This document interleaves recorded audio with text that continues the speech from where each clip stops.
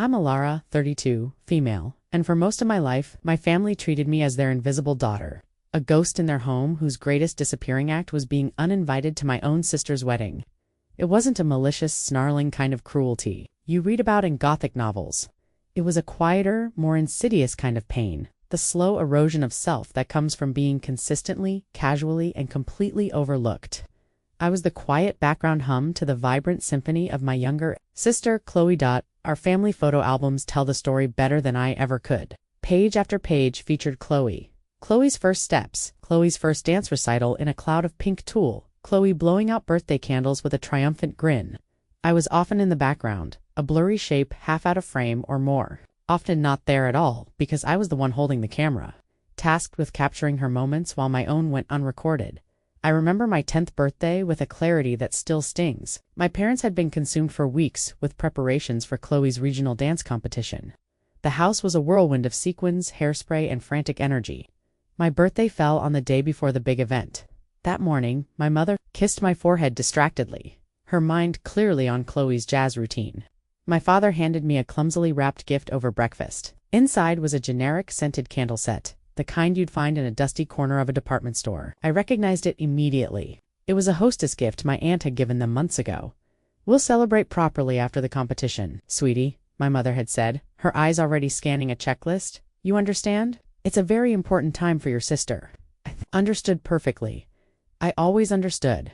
I ate my slice of store-bought cake alone in my room that evening, the sickly sweet vanilla smell of the forgotten candle mingling with my quiet disappointment. Chloe won second place the next day, and the proper celebration for my birthday never materialized. Lost in the shuffle of trophies and adulation, this pattern hardened as we grew older. When I graduated from university with honors in history, my family arrived 2 hours late for the ceremony. They missed my name being called, missed me walking across the stage to receive my degree, the culmination of 4 years of relentless, solitary work. We went out for a celebratory dinner afterward, but the conversation wasn't about my achievement or my future. It was about Chloe's exciting summer internship in the city, the new friends she was making, and the cute guy in her marketing class. I sat there, clutching my diploma under the table, feeling my proudest moment dissolve into yet another backdrop for her life. I had become an expert at smiling politely, while my heart felt like a lead weight in my chest. The dynamic wasn't just about neglect. It was about active exclusion, always painted as an accident. I'd learn about family vacations from a postcard sent to my apartment, with a scribbled note, "Wish you were here." It was all so last minute. I was the emergency contact, the reliable repository for bad news, but never the recipient of good news until it was already old. The final deepest cut came 3 years ago. Chloe got engaged to James Beaumont, the son of a wealthy and well-regarded family known for their philanthropic work. The wedding planning became my mother's magnum opus. I'd call home, hoping for a sliver of inclusion, and be met with breathless, one-sided conversations about floral arrangements, venue deposits, and dress fittings. "Would you like me to come and help look at dresses?" I asked one afternoon, my voice small. "Oh, that's sweet, Alara, but we have it covered," my mother replied, her tone rushed. "It's an all-day thing, and you know how you get tired of shopping. Chloe needs people with real stamina." She laughed, a light tinkling sound that made my stomach clench. Weeks turned into months. I saw the engagement photos online, the bachelorette party pictures from a weekend in Napa, the bridal shower snaps where my mother and sister were beaming, surrounded by dozens of friends and distant relatives. Every post was a fresh twist of the knife. Still, I held out hope. An invitation had to be coming. I was her sister, after all. Family was supposed to be non-negotiable. I checked my mailbox every single day, my heart leaping at the sight of every thick, cream-colored envelope, only to be crushed when it was a credit card offer or a piece of junk mail. The wedding date grew closer. I rehearsed the conversation in my head, wondering how to ask without sounding accusatory or pathetic. But as the date loomed just 2 weeks away, a cold, hard certainty settled in my gut. It wasn't an oversight. It wasn't a mistake. An invitation was not, and had never been on its way. I was not wanted. In the grand narrative of my family, I was a character who had been written out of the most important chapter yet. The silence from my family was a living thing, a heavy blanket that smothered the last embers of my hope. For a week I let the hurt fester, turning it over and over in my mind. Was I supposed to call and beg? Was I meant to show up uninvited and force a confrontation? The thought made me feel physically ill. The Alara they had cultivated the quiet understanding. Undemanding daughter would have simply let it go, swallowing the pain as she had swallowed 1,000 other slights. But this was different. This wasn't a forgotten birthday. This was a public declaration that I was not part of the family portrait. Finally, with trembling hands, I dialed my mother's number. She answered on the second ring, her voice bright and breathless. "Elara, hi. Honey, I can't talk long. We're just on our way to the rehearsal dinner. You would not believe the traffic." The casual cheerfulness of her tone was like a slap in the face. She hadn't even registered my absence from the week's events. I took a deep breath, the air rattling in my lungs. "Mom," I started, my voice strained. "The wedding is this weekend." "It is. Can you believe it? Your little sister? All grown up," she chirped. "I didn't get an invitation," I said, the words falling out flat and heavy. There was a pause on the other end of the line. For a fleeting second, I imagined I heard a flicker of genuine shock, maybe even guilt, but it vanished as quickly as it came, replaced by a defensive, flustered tone. "Oh, honey. Oh, goodness. With all the chaos. It must have gotten lost in the mail. You know how the post can be." The lie was so lazy, so insulting, that it broke something in me. "The mail?" I repeated, my voice dangerously calm. "Aunt Carol, who lives in another state, got hers a month ago. So did your second cousins in California. But mine, traveling just across town, got lost." "Well, Elara, don't take that tone with me," she snapped, her voice sharpening. "It was a simple oversight. We have 1,000 things on our minds. Chloe's been so stressed that she forgot she has a sister." I pushed, a bitter, unfamiliar anger rising in me. "It's not like that. And you know it," my mother said, her voice dropping into the patronizing, placating cadence she always used when I was being too sensitive. "To be perfectly honest, we figured you wouldn't be interested. You've never been one for big parties, and this is all very high society. It's not really your scene. We didn't want you to feel uncomfortable." There it was. The excuse that was somehow more painful than the lie. I wasn't forgotten. I was deliberately curated out of the picture for my own good. I was too quiet, too awkward, too provincial for their grand new life with the Beaumonts. "I wasn't good enough to stand beside my sister, so you made that decision for me," I said, my voice hollow. "You decided I didn't deserve a choice." "Don't be so dramatic," she sighed, her patience clearly gone. "Look, I have to go. We'll talk after the honeymoon. We'll do a nice little dinner, just us, to celebrate." Okay, a nice little dinner. A consolation prize. A quiet offstage acknowledgement to smooth over the public erasure. For my entire life I had accepted these scraps from their table. But in that moment, hearing the dismissive promise of a nice little dinner, I felt a profound and irreversible shift inside me. The cord of familial obligation stretched taut for 30 years, finally snapped. "No," I said. The word was quiet, but it felt like a thunderclap in my own ears. "No? What do you mean, no?" she asked, irritated. "I mean, no, thank you. Don't worry about dinner. Don't worry about calling after the honeymoon. Don't worry about talking to me at all." The silence that followed was thick with shock. I had never spoken to her like this before. I had never said no. "Elara, what has gotten into you?" she finally stammered. "Clarity," I replied, and before she could formulate another excuse or accusation, I ended the call. My hand was shaking as I set the phone down. There were no tears. The space where sadness should have been was filled with a strange, cold calm. I walked over to my phone, opened my contacts, and deleted her number, then my father's, then Chloe's. I went onto social media, and with a series of methodical clicks, I blocked them all. I unfollowed every mutual friend, every aunt and cousin who was currently flooding my feed with pictures of the rehearsal dinner I was not at. It felt like a digital amputation. That night, I didn't sleep. I walked through my small apartment, gathering the ghosts of my family, a framed photo of Chloe and me as children, a silver locket my father gave me for my 16th birthday, a handful of letters my mother had sent me during my first year of college. I placed each item into a plain cardboard box. I wasn't destroying them. I was archiving them just as I would a historical record. This part of my life was over. It was history. I slid the box onto the highest shelf in my closet behind a stack of old blankets, out of sight, out of mind. The next day, while Chloe was walking down the aisle in a cloud of white lace, surrounded by everyone I had once called my own, I was at the library, mapping out a new 5-year plan. It was a life that would be built entirely by me, for me. A life in which I would never, ever be invisible again. The first year of silence was the loudest of my life. The absence of my family's presence, however neglectful it had been, left a ringing void. There were no more obligatory Sunday phone calls filled with awkward silences, no more texts asking for a last-minute favor, no more pangs of anxiety checking social media. At first, the freedom was disorienting. I had defined myself for so long by my role in their lives, the forgotten daughter, the overlooked sister, that I wasn't entirely sure who I was without them. There were moments of profound loneliness, sharp and sudden, that would ambush me in the middle of the grocery store or during a quiet evening at home.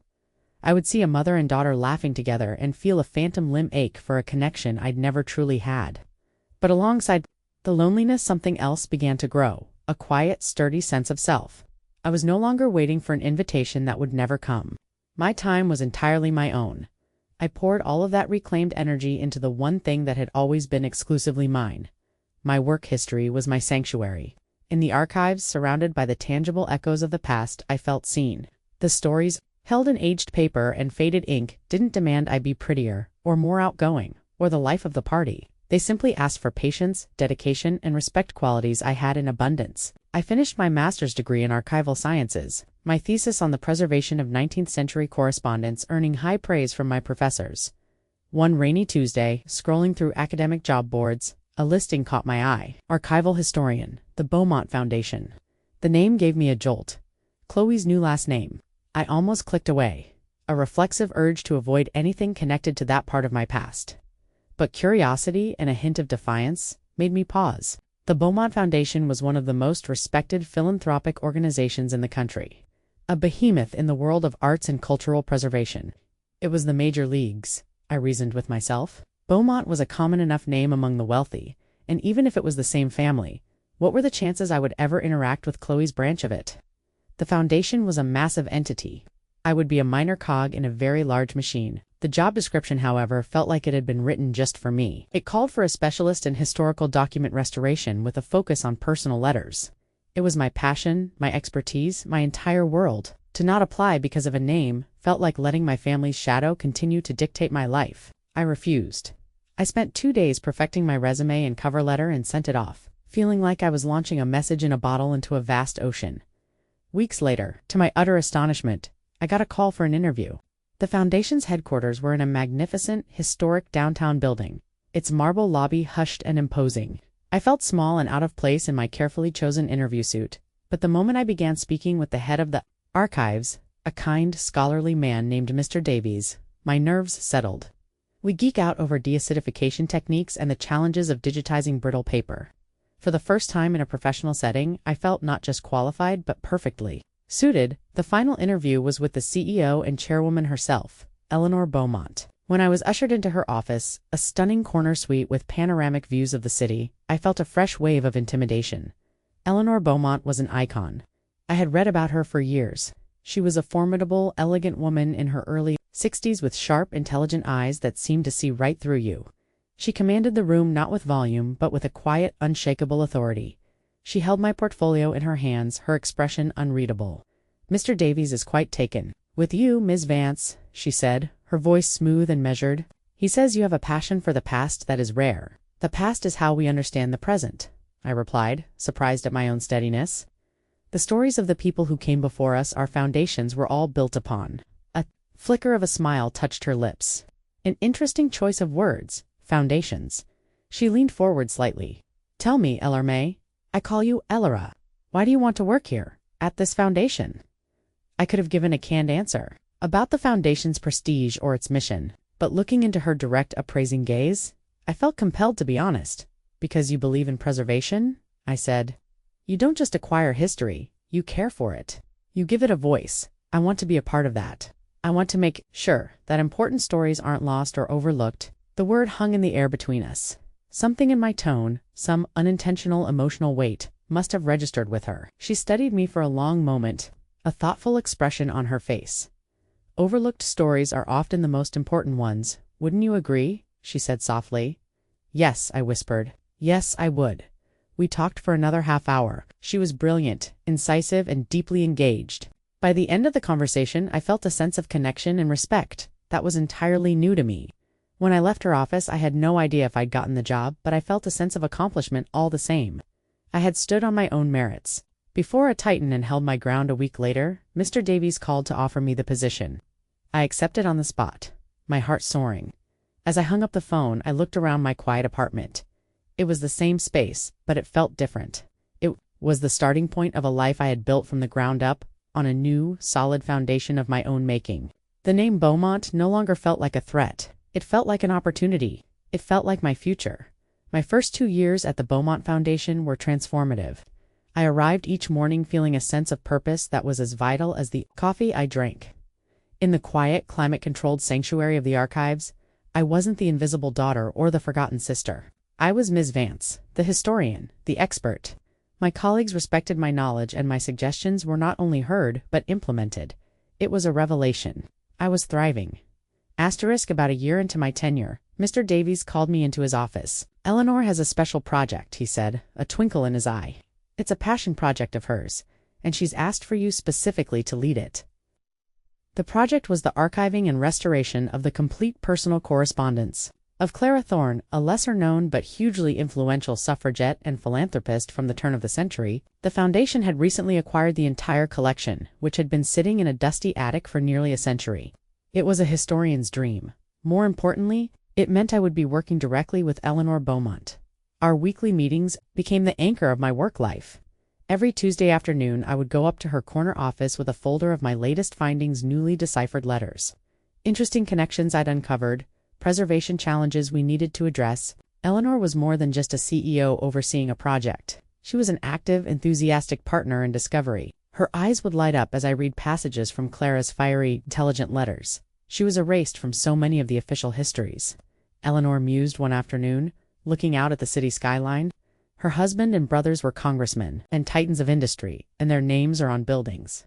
Her name was relegated to footnotes when it was mentioned at all. But here, in these letters, is the truth. She was the strategist, the intellectual engine behind it all. She was overlooked, I said quietly, tracing the faded ink of Clara's signature. Eleanor's sharp gaze met mine. "Precisely, which is why this work is so vital, Elara. We are restoring her voice. We are making sure she is not forgotten." In those meetings, our professional relationship deepened into something more. She became my mentor. She saw a potential in me that my own family had never bothered to look for. She pushed me to present my findings at historical conferences. She encouraged me to write articles for academic journals, and she celebrated my successes with a genuine pride that brought tears to my eyes. She'd ask about my life outside of work, and I would give vague, carefully edited answers. "I'm not close with my family," I'd say, or "I'm pretty independent." She never pushed, but her gaze was always filled with a compassionate understanding. As if she could sense the history I was leaving unsaid, she became the maternal figure I had always craved, one who offered support without condition and praise without agenda. The connection to Chloe and her husband, James, remained a distant, theoretical threat. I knew James Beaumont was a vice president at the foundation, but it was a large organization and our paths rarely crossed. I saw him occasionally in the elevator or the cafeteria, a handsome, well-dressed man who seemed pleasant but perpetually busy. Chloe had never mentioned me to him. That much was clear. To him, I was just another employee. Then came the near miss. The door opened and James stepped in. "Mother, do you have a moment to sign off on the quarterly?" He stopped when he saw me. "James, perfect timing," Eleanor said, beaming. "I want you to properly meet the miracle worker on the Thorne project. This is Elara Vance, our brilliant lead historian." "Elara, this is my son, James." My heart hammered against my ribs. It felt like the air had been sucked out of the room. I forced a polite, professional smile. He smiled back, a friendly but distracted smile. "James, please. A pleasure to meet you too, Elara. I've heard my mother sing your praises. The Thorne collection is very important to her." His eyes flickered between me and his mother, and for a terrifying second, I thought I saw a flicker of recognition. Had Chloe shown him a picture? Did my name ring a bell? But then the moment passed. His phone buzzed and he glanced at it with an apologetic look. "Sorry, I have to take this. We'll talk later, Mom." And just like that, he was gone. I let out a breath I didn't realize I'd been holding. Eleanor hadn't noticed my internal panic. She was still focused on the letter. "Now, as you were saying about the ink corrosion," I tried to regain my composure, but my hands were trembling slightly. It was a stark reminder that my new life and my old one were separated by a dangerously thin wall. Strong house for myself within the Beaumont Foundation, but I was living on a seismic fault line. One day, I knew the ground was going to shake. The announcement for the annual Beaumont Foundation Gala arrived via a thick embossed card delivered by inter-office mail. It was the social and philanthropic event of the season. In previous years, I had only heard about it. A distant, glittering affair far removed from my quiet life in the archives. This year was different. guest of honor. The words seemed to float off the page. A wave of elation washed over me, so potent it made me dizzy. This was everything I had worked for. Not just a job, but recognition, respect, a place at the table. But hot on the heels of that joy came a cold spike of dread. A gala, Chloe would be there. James would be there. And this year I had heard, through the office, grapevine, Chloe had insisted on inviting her parents, wanting to show them off to her new world. My entire family would be there. The anxiety was a familiar creeping vine, threatening to choke the confidence I had so carefully cultivated. The old Alara would have found an excuse not to go. She would have feigned illness, claimed a prior commitment, done anything to avoid the inevitable confrontation. More importantly, I was counting on me. Running away was no longer an option. I decided to arm myself, not with witty retorts or defensive anger, but with confidence. Me perfectly. It was simple, classic, and made me feel strong. When I looked in the mirror, I didn't see the invisible daughter. I saw a woman who knew her worth. The night of the gala, the air buzzed with power and prestige. For a moment, I felt a tremor of my old insecurity, but then a colleague from the art restoration department waved me over, her face lighting up. "Ilara, you look stunning," she asked. "A little," I admitted, "but mostly I'm just proud of what our team accomplished." We chatted for a few minutes before she was pulled away by another group. Was mingling. I belonged here, and then I saw them. Across the sprawling ballroom, standing near the grand staircase, was my family. My father, looking slightly overwhelmed in his rented tuxedo. Around the room, as if trying to memorize every important face, and Chloe, she was in her element, wearing a dramatic, fiery red gown, laughing loudly at something James was saying. She looked like a queen holding court, as if sensing my gaze. Chloe's head turned. Her eyes scanned the crowd, and for a moment they passed right over me, unseeing. Then, she did a double take. Her laughter died on her lips. Her perfectly painted smile vanished, replaced by an expression of pure, unadulterated shock. It was as if she'd seen a ghost. Her shock quickly curdled into annoyance. She excused herself from her group and began striding toward me, a predator closing in on its prey. Their faces mirrored Chloe's shock, their smiles freezing and collapsing my heart. Began to pound a frantic rhythm against my ribs, but I held my ground. I would not shrink. I would not look away. "What in the world are you doing here? Is this a joke?" "Hello, Chloe," I said, my voice remarkably even. "I work here, remember? You work here. This is a private event." But tonight, it simply sounded pathetic. "I'm the lead historian for the Thorn Project," I stated calmly. Eleanor's project. The color drained from Chloe's face. The mention of her powerful mother-in-law's name, connected to me in a way she couldn't comprehend, left her momentarily speechless. James had started to walk over, a look of concern on his face. "Everything all right, darling?" He glanced at me with polite curiosity. Before Chloe could concoct a lie, I met his gaze directly. We're just catching up," I said with a cool smile. "It's been a long time." "Yes, such a surprise to see my sister here." She said the word sister as if it tasted like poison. "I need to introduce you to the Vanderbilts." As they walked away, I could feel my parents' eyes on me from across the room, their expressions a mixture of confusion and horror. They were trapped, realizing their quiet, forgotten daughter was not only present at the most important event of their lives. The first tremor had hit, the ground was beginning to shake. After the encounter with Chloe, a strange sense of calm settled over me. Her attempt to publicly humiliate me had failed, and in its failure I felt my own power solidify. I spoke with Mr. Davies, who squeezed my shoulder and told me how proud he was. I discussed a potential cross-departmental project with the head of the art wing. For the first time, I was not an accessory to someone else's life. I saw Chloe whispering frantically to our mother, who kept dabbing at her face with a cocktail napkin. I saw my father nervously adjusting his bow tie, his gaze darting between me and the other guests. They were watching me navigate this world, with an ease they never thought I possessed, and their confusion was palpable. It wasn't sadness I felt as I watched them, but a profound, clinical detachment. I was observing a historical artifact, the fossilized remains of a family dynamic that no longer had any hold on me. Finally, the lights dimmed. A hush fell over the crowd as Eleanor Beaumont, looking regal in a silver gown, walked to the podium. On the main stage, her presence was magnetic. She commanded the attention of the room effortlessly. She began her keynote address by thanking the donors and celebrating the Foundation's achievements over the past year. She spoke with passion and eloquence about their mission to protect and preserve culture. My parents and Chloe were seated at a prominent table near the front.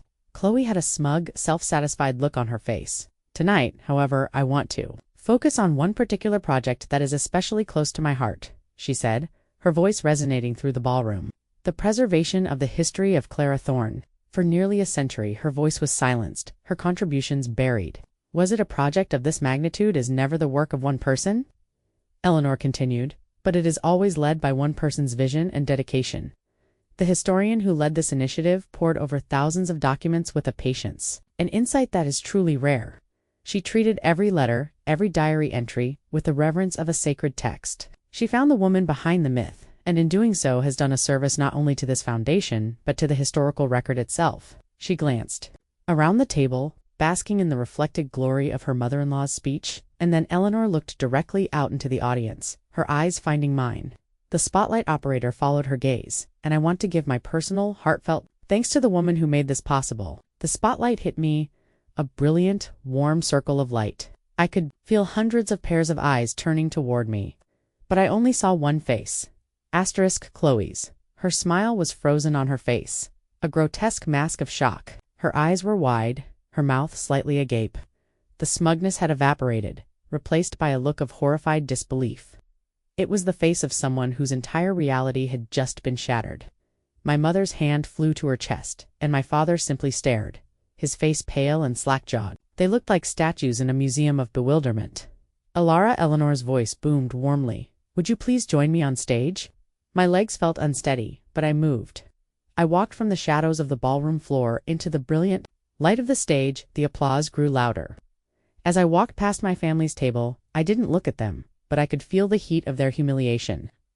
I reached the stage and Eleanor took my hand, her grip firm and reassuring. She turned us both to face the audience. She wasn't finished. Placing a motherly hand on my shoulder, she leaned into the microphone. "She possesses an integrity of spirit that is an inspiration to us all." She paused, letting her words sink in, her gaze sweeping over the front tables before landing back on me. "She is the kind of daughter any mother would be proud to have." That was the line. The final, perfect, devastating line. Camera flashes erupted, capturing the scene for the society pages. Eleanor Beaumont, the city's philanthropic queen, with her arm around her brilliant, newly discovered protégée. "Be my sister, Chloe." Her face a mask of speechless devastation. Standing on that stage, bathed in light and applause, I felt a sense of peace so profound it was almost dizzying. It wasn't a fiery feeling of revenge or a gloating sense of victory. It was the quiet, solid certainty of being seen. I stepped to the microphone, my voice clear and steady as I gave a short, heartfelt speech. I thanked Eleanor for her mentorship, the foundation for the opportunity, and my team for their collaboration. I spoke of Clara Thorne, of the importance of giving voice to the voiceless. The words flowed easily, authentically. For the first time, my voice felt like it belonged to me. When I stepped down from the stage, I was immediately surrounded by a crowd of well-wishers. Donors wanted to shake my hand. Academics wanted to discuss my research. Board members wanted to congratulate me. Through the throng of people, I saw my family making a move to approach me. Chloe's face was a thunderous storm of rage and humiliation. My mother looked like she was about to burst into tears, but they couldn't get to me. Eleanor, as if sensing my need for a shield, stayed right by my side, her presence a formidable and protective barrier. I made the conscious choice not to meet their eyes. Their time for an audience with me was over. After a few minutes of hovering awkwardly on the periphery, they turned and made a hasty, dignified exit from the gala. An hour later, as the event was winding down, Eleanor led me and a very bewildered-looking James to a quiet private lounge away from the remaining guests. The opulent room was silent, except for the ticking of a grandfather clock. James was the first to speak, running a hand through his hair in agitation. "Mom, what was all that?" "I don't understand, Chloe. Chloe told me her sister was well. That you two weren't in touch." He looked at me, his eyes full of confusion. "She never told me you were her sister. She never told me your name was Alara Vance." The moment of truth had arrived. I looked at Eleanor, whose expression was calm and supportive, giving me the floor. I took a breath and told them the truth. I didn't do it with anger or self-pity, but with the dispassionate clarity of a historian reciting facts. I spoke of a childhood spent in the shadows, of being the perpetual afterthought. And then I told them about the wedding. "I wasn't invited," I said simply. "My mother said it was an oversight then, that they didn't think I would fit in. That was the last time I spoke to them. 3 years ago." The silence in the room was heavy. James stared at me, his face pale as the story recontextualized years of his wife's little comments and omissions. He finally seemed to understand the vague, dismissive ways Chloe had referred to her family drama. He looked utterly mortified. Eleanor's face was like stone, but her eyes held a quiet, simmering fury on my behalf. She reached out and placed her hand over mine. "Their loss," she said, her voice firm and absolute, "is unequivocally my gain." She then looked at her son, her expression softening slightly but still holding a clear message. "James, we will discuss your wife's capacity for cruelty and deception later, but for now," she turned her full attention back to me. "Welcome to the family, my dear, the real family, the one that chooses you." A single, cleansing tear traced a path down my cheek. It wasn't a tear of sadness, but of release. In the weeks that followed, my life settled into a new, brighter reality. My professional reputation soared, and Eleanor entrusted me with launching a new archival department. My relationship with James became a tentative friendship built on his sincere apologies and a newfound respect. His marriage to Chloe, I heard, was under immense strain, forced to confront a foundation of lies. But their story was no longer my concern. I was no longer the invisible daughter. I was Elara Vance, a respected historian, a cherished mentor, and a valued friend. I had found my voice, my worth, and my chosen family, not through a dramatic confrontation, but by quietly, diligently building a life so full and bright that the shadows of my past could no longer reach me. The greatest victory wasn't leaving my sister speechless. It was realizing I no longer needed to hear anything she had to say. We all have moments in our lives that test our resolve and challenge our sense of self. Have you ever had to redefine your own worth, separate from the expectations or neglect of those who were supposed to support you most? Sometimes, the most powerful statement isn't a loud declaration, but the quiet act of building a life that honors who you truly are. What does family truly mean to you? Is it defined by blood or by the bonds of respect, love, and acceptance we forge for ourselves?